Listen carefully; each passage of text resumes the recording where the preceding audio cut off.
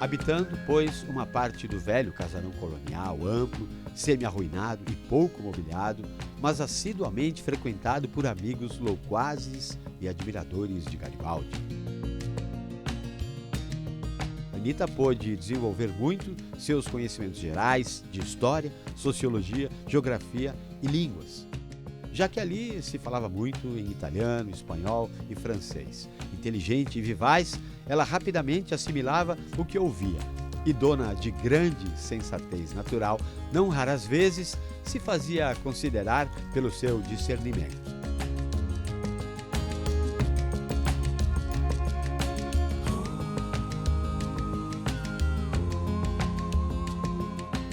Surpreendia mesmo os que estivessem presentes, com seu espírito prático nos assuntos de política. Assinado Wolfgang Hall. Wolfgang Hall? Oi. Quem é esse? Susto! Desculpa atraso. Tudo bem? Imagina, explico já. Wolfgang Hall foi um historiador. Ele passou 40 anos da vida dele lendo sobre a Anitta, escrevendo sobre a Anitta e colecionando peças que têm relação com a vida de Anitta. Apaixonado pela história de Anitta, né? Essa pessoa que colecionou não pelo simples ato de colecionar, mas porque ele tinha essa intenção de ser, de certa forma, aceito como brasileiro na época, porque ele era um europeu, né, vindo da Suíça, e ele achava que aqui no Brasil a gente não tinha ainda não tinha valorizado da forma como ele considerava justa, né, essa história da Anitta Garibaldi e do próprio Giuseppe Garibaldi. Então a importância é manter essa história viva. Para além dos outros museus que a cidade tem, né, o fato de haver objetos que ele colecionou e que ele conseguiu publicar a história desses objetos em livros é muito importante. Dá uma olhada aqui no que ele escreve. Escreveu assim, ó. Críticos de Anitta Garibaldi têm procurado descrevê-la como pessoa inculta e sem civilidade, cometendo injustiça à sua memória. Ao contrário do que afirmam, minha convivência com Garibaldi e seus amigos aperfeiçoou meu saber e minha linguagem. Ampliou bastante o que minha mãe me ensinou em Morrinhos, que era apenas um pouco de leitura e escrita. Mas aqui em Montevidéu foi diferente. As reuniões de Garibaldi com seus compatriotas e outros líderes eram sempre aqui em casa, apesar da nossa pouca condição. Às vezes nem velas tínhamos para iluminar nossas conversas. Mas aqui eu conheci Giovanni Battista Cuneo, Francesco Anzani, os Antonínios, Riso, Rivera, Endarte, Bartolomeu Mitre e tantos outros entusiastas da libertação. Fiquei sabendo de detalhes do cenário internacional e do drama da unificação italiana. Em Laguna, pouco se sabia do próprio Brasil, mas aqui em Montevidéu, corriam notícias do mundo todo.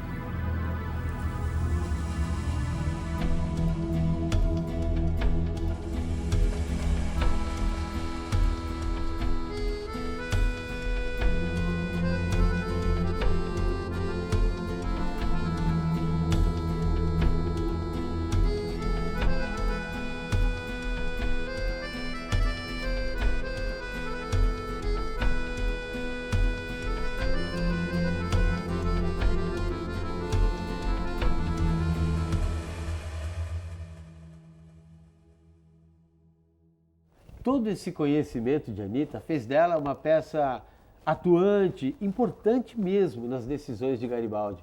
Ela participava das reuniões com os líderes republicanos, que na verdade já estavam ali desenhando qual seria o papel de Garibaldi na unificação da Itália. Claro, eles estavam no Uruguai já pensando Sim. na situação da Itália. É. A época em que a Itália era, se eu não me engano, foi durante o período de governo papal que teve lá, não foi? Que papa? Pio IX? Pio IX, foi nesse período. E as reuniões de Garibaldi com os amigos italianos aconteciam na casa de Anitta. Quando diventerà, sempre lì a Montevideo, già celebre come compagna del generale della città di Montevideo, insomma di Garibaldi, non ci saranno echi della famiglia che dice oh bravi, vi seguiamo, sappiamo dove siete, cosa fate. No, no, lei ormai ha solo Garibaldi, che spiega poi tutto il suo essere attaccato a lui come la sua sola famiglia ormai, a lui, ai figli, per amore sicuramente, ma anche perché ormai è la sua vita. Dunque questa unione è un'unione resa strettissima come due giovani che se ne vanno lontano da tutti e che hanno solo l'uno per l'altro e l'altro per l'uno, tutto lì. A casa onde o Garibaldi morou, que era uma pensão, não era uma casa que eles moraram num quarto, num cômodo de uma pensão, havia se transformado no Uruguai, nesse período, como o ponto de encontro de todos os que pensavam que a República, que o movimento republicano era a salvação do planeta, né? Então vinham voluntários suíços, americanos, italianos, franceses, e o Garibaldi era o epicentro desses movimentos todos. Gaetano Galino nasceu em Gênova em 1804. Foi considerado um dos maiores retratistas do mundo. Num período de 15 anos em que viveu em exílio em Montevidéu, conheceu Garibaldi e Anita. Além de lutar na Legião Italiana sob o comando de Garibaldi, tornou-se amigo do casal. A representação mais fiel de Anita, isso reconhecido pelos descendentes, foi feita por Galino em 1845, isso entre tantas visitas que ele fez ao casal. Bela, imagina que a Anita saiu de Laguna semi-analfabeta, aí foi para a Itália e chegou lá falando quantas línguas? Diz você. 1, 2? Não. 4 línguas. 4? 4. Tinha que ser a Anita mesmo. Pois é. Latim, alemão, italiano, espanhol, né, os grupos linguísticos, né, culturais da Europa, que estava fragmentada com o Império Austro-Germânico, tudo ela aprende. Só que naquela época, a situação da Anita e do Garibaldi estava complicada. A situação financeira, pouco dinheiro. Tinha o Menotti, o filhinho deles, que não tinha 3 anos ainda, e a Anita estava grávida de novo. Non aveva niente di suo. Anche a Montevideo, che è stata l'unica vita che ha avuto di famiglia tranquilla, aveva una camera in cui vivevano tutti insieme, non aveva soldi per le candele. Garibaldi quando voleva leggere andava al porto, c'erano i fanali, per esempio. Nossa, mas como eles fizeram? Tipo, para se sustentar, conseguir comida e água e roupa. Então, Garibaldi era um marinheiro e ele estava no Uruguai para lutar pela Revolução do Uruguai, para conquistar a independência da Argentina. Só que antes de assumir um posto na Defesa Naval de Montevidéu, ele teve que assumir outras funções. Novembro de 1841. Nossa vida é simples e experimentamos a pobreza de uma forma bastante cruel. Giuseppe se dedica ao sustento da família. Ele está dando aulas de história, caligrafia e matemática em um colégio particular. Mas isso não era o suficiente para o nosso sustento. E eu queria ir além das minhas funções de mãe e de dona de casa. Você me conhece. Passei então a fazer pequenos e simples trabalhos para as vizinhas, como costureira, e assim ajudava no orçamento em casa. Mas quando Giuseppe ficou sabendo... Ma che cazzo, eh? Ma che cazzo vai? Chi dei imbecilli foi quella, Anita? Io era un leader rivoluzionario. Non queria mia moglie in questa posizione. Cazzo.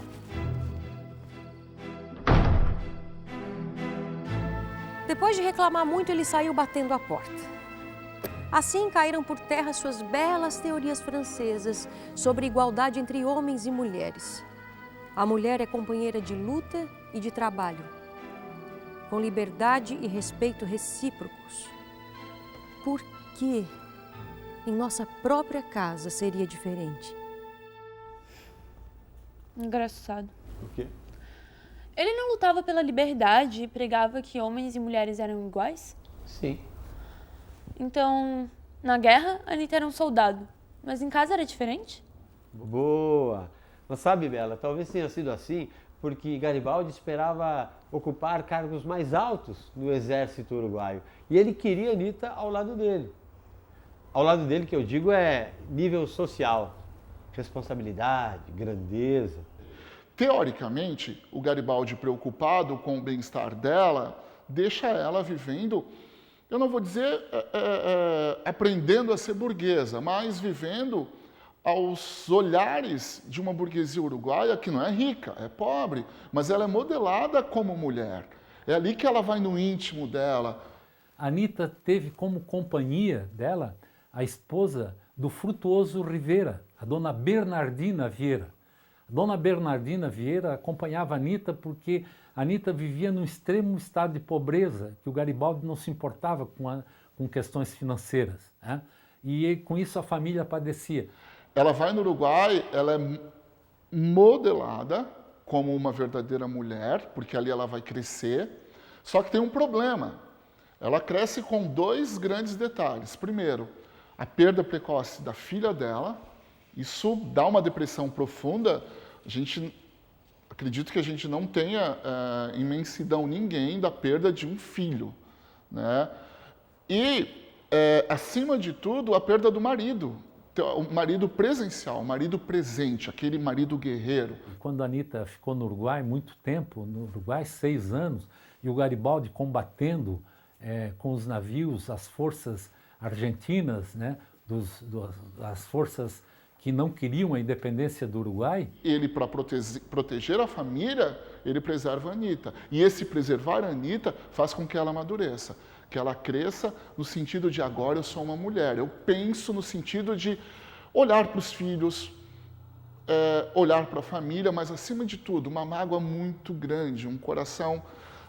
É um momento de reflexão, de sofrimento dela interno, né? E a dona Bernardina, então, a visitava constantemente e a trazia para a sua casa também. E ali haviam longas horas de conversa, e a dona Bernardina e o próprio Frutuoso Rivera, que era o presidente do Uruguai na época, eram pessoas de uma cultura ínfima. A dona Bernardina tocava piano, era exímia pianista, e a Anita acompanhou isso tudo, né? Sabia que no Uruguai, a Anita, que até levava uma vida mais tranquila, dá para dizer até meio burguesa, viu? Ela teve uma surpresa. Ela ainda assinava com o nome de solteira, Ana Maria de Jesus Ribeiro. E aí a surpresa foi o casamento com Giuseppe Garibaldi. Aí sim, ela passou a assinar Anita Garibaldi. Não, mas espera, ela casou de novo na igreja? Ela já não era casada com o Manuel? Até esperava essa pergunta, viu? Porque é curioso. Mas sim, a Anita era casada, só que ela acreditava que o Manuel já tinha sido morto numa das tantas batalhas contra o exército farroupilha. Porque o Manuel era do exército imperial. Só que o corpo dele nunca foi encontrado. Mesmo assim, era preciso, naquela época, dar uma justificativa para a sociedade conservadora no Uruguai. Um casal tão influente, com filhos. Além disso, os 2 eram católicos. Aí o que eles fizeram? Foram até o clero para declarar que Anita era livre.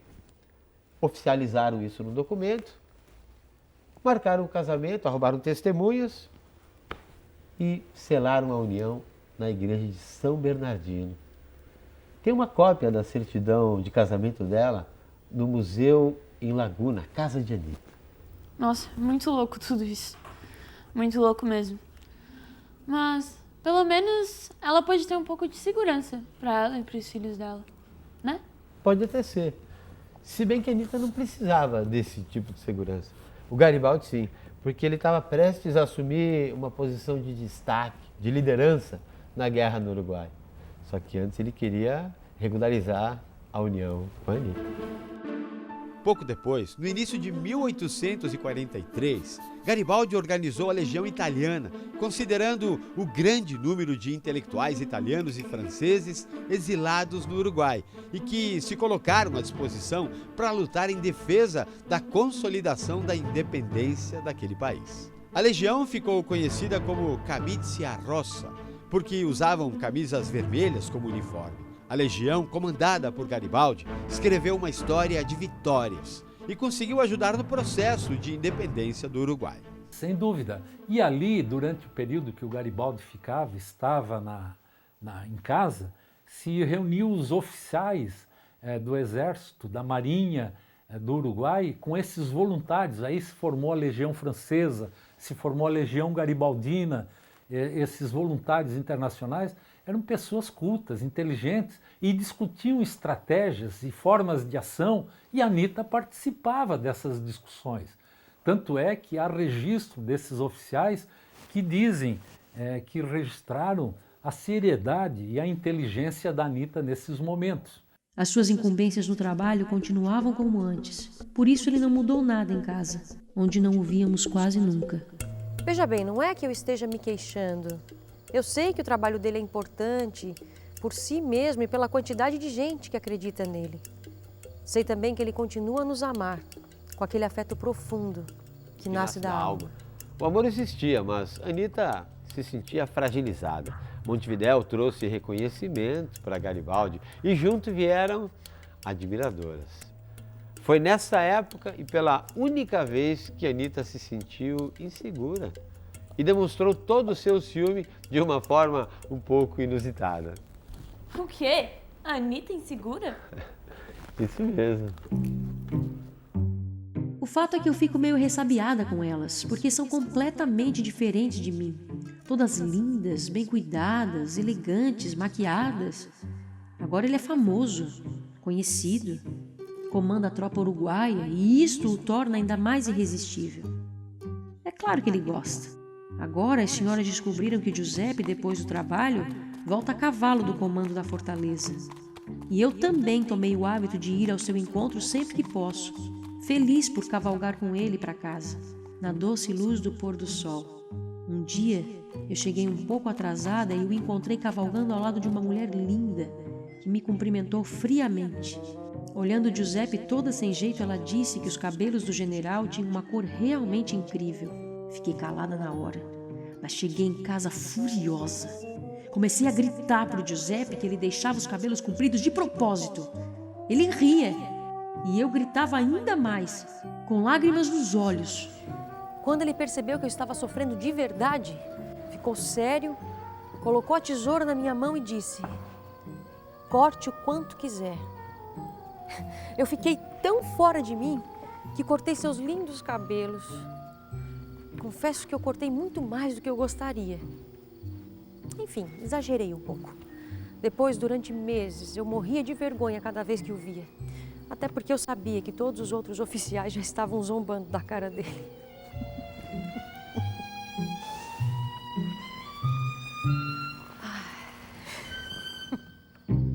Então, isso tudo confere a Anita esse ato de heroísmo, de exemplo, não é? De fidelidade. Ela era uma pessoa extremamente fiel aos ideais dela e também aos ideais como mulher, porque ela era uma mulher apaixonada. Essa é a Rosa.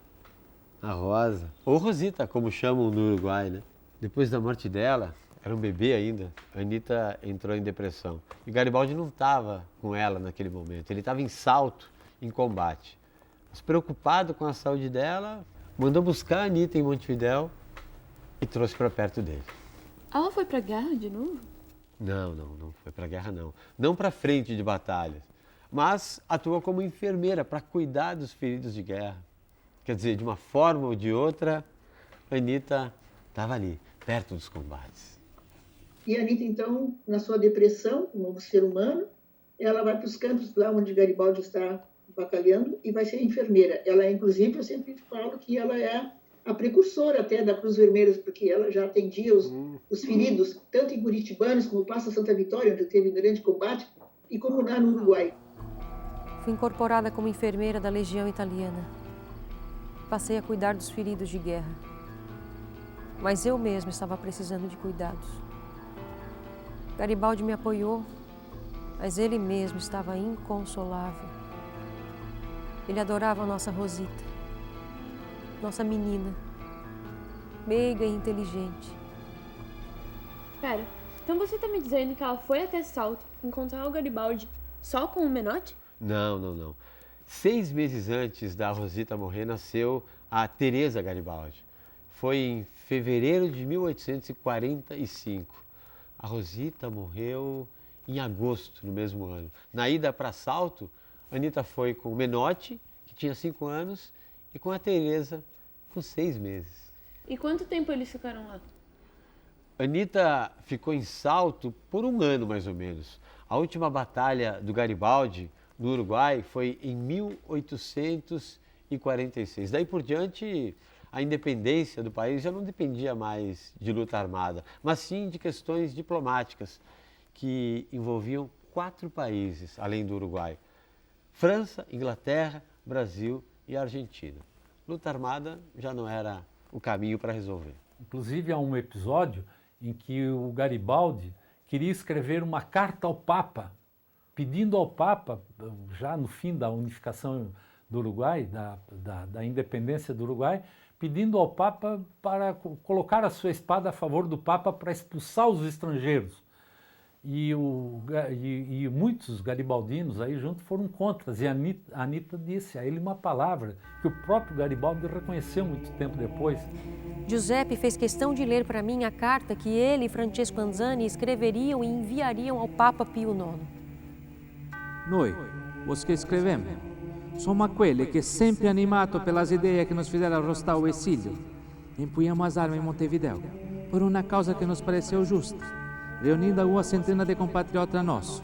Assim sendo, se hoje os braços que têm experiência das armas estão sendo aceitos por sua santidade, devemos dizer que nos sentiremos felizes de nos consagrarmos ao serviço daquele que tanto fez pela pátria e pela igreja, fazendo-nos a honra de enfileirarmos com os defensores de nossa pátria.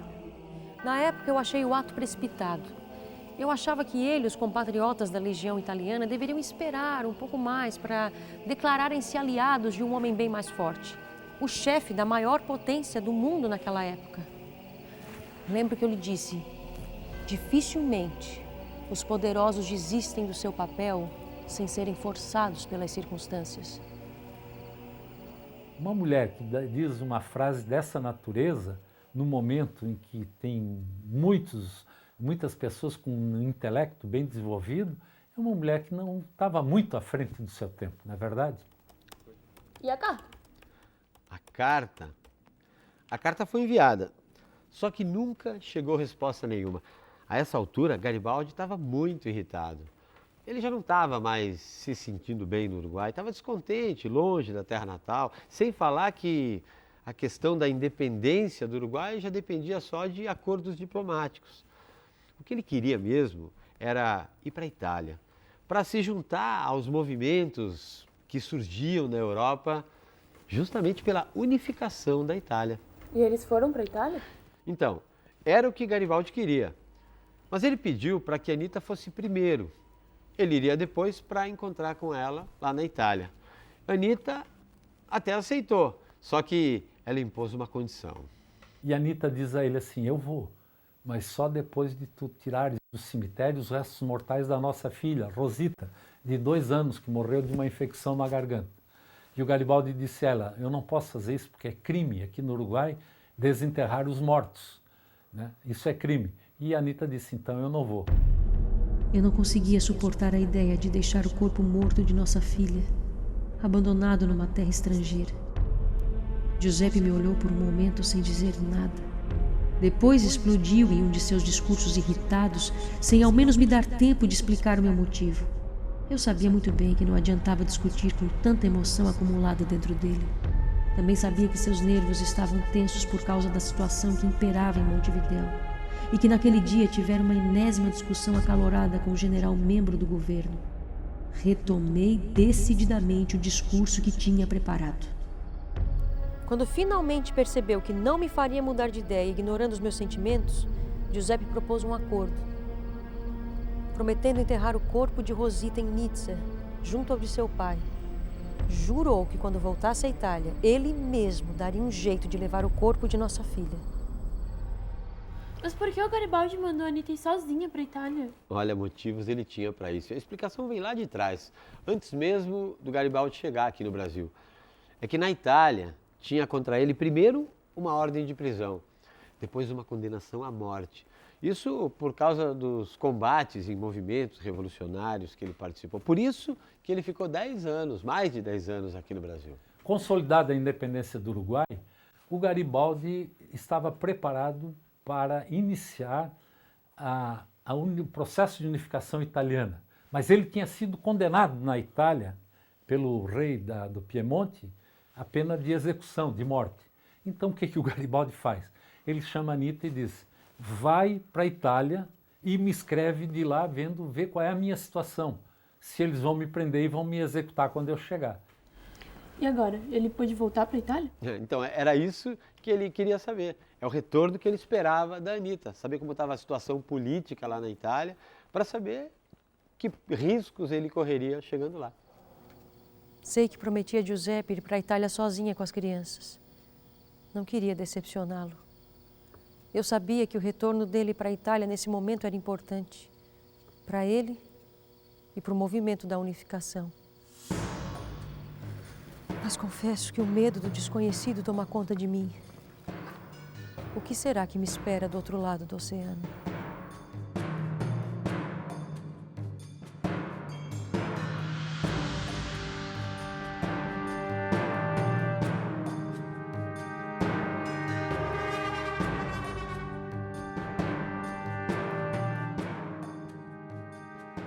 E anche questo è un aspetto molto interessante perché in fondo Anitta può essere anche un po' antesignana di tutte le donne nell'emigrazione, no? Lei ha subito una vita di emigrazione. Attraverso i suoi nonni è partita non dal Brasile ma dalle Azzorre, cioè da quella popolazione del Portogallo che dopo il terremoto del 1773 sono state trasportate nelle Azzorre per dare loro un futuro e colonizzare quelle isole. Cioè il ricordo di un personaggio in fondo romantico che non è solo la compagna devota di Garibaldi ma combatte con lui, lo incoraggia, gli sta vicino, lo segue nella Repubblica Romana, insomma è una donna coraggiosa. Anitta ha dato la vita per l'Italia e anche grazie a donne come lei che l'Italia è unita e libera.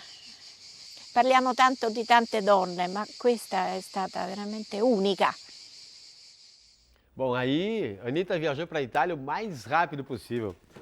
No dia 27 de dezembro de 1847, ela embarcou num navio Carolina, Anitta e 3 filhos, o Menotti, a Teresa e o Ricciotti.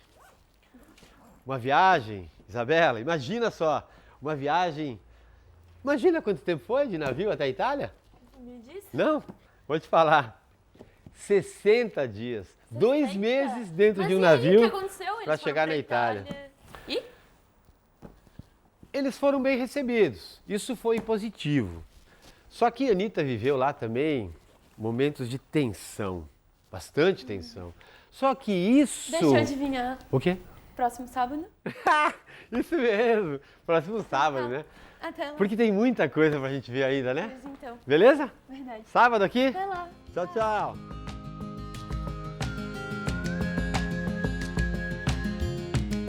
È arrivata sul suo cavallo, affrontando i passanti che la guardano con pregiudizio e parlano sempre del suo amore.